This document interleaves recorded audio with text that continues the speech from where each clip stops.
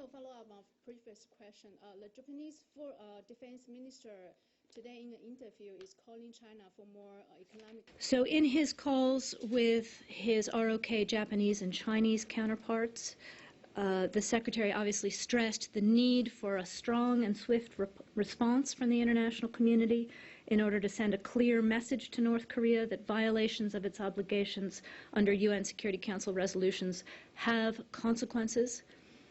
I would add to that in his calls with Foreign Minister Kim of Korea and Foreign Minister Kishida of Japan, the Secretary reaffirmed our defense commitments to the ROK and Japan, which, as you know, include the security provided by our extended deterrence commitments, including our nuclear umbrella and our conventional forces.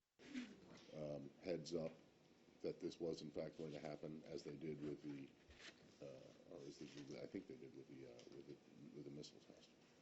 The DPRK did inform us at the State Department of their intention to conduct a nuclear test without citing any specific timing prior to the event. When did they do that prior to the event? I'm simply going to tell you that it was prior to the event. I'm not going to get into any further details, but we were advised. Reports that Secretary Kerry had a three-way phone call with his Japanese and South Korean counterparts. So some suggestions.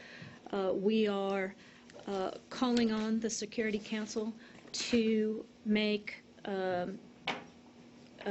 to deliver a swift, credible, and strong response. Obviously, consultations have just begun as to what that would include. We're being very clear that we want to see the commitments made in UN Security Council Resolution 2087 fulfilled, namely that there will be consequences if there was further action of this type. But I don't want to prejudge where the Security Council is going to come out after just one consultation this morning. Restrict their trade with the North than they were in 2009 or 2006?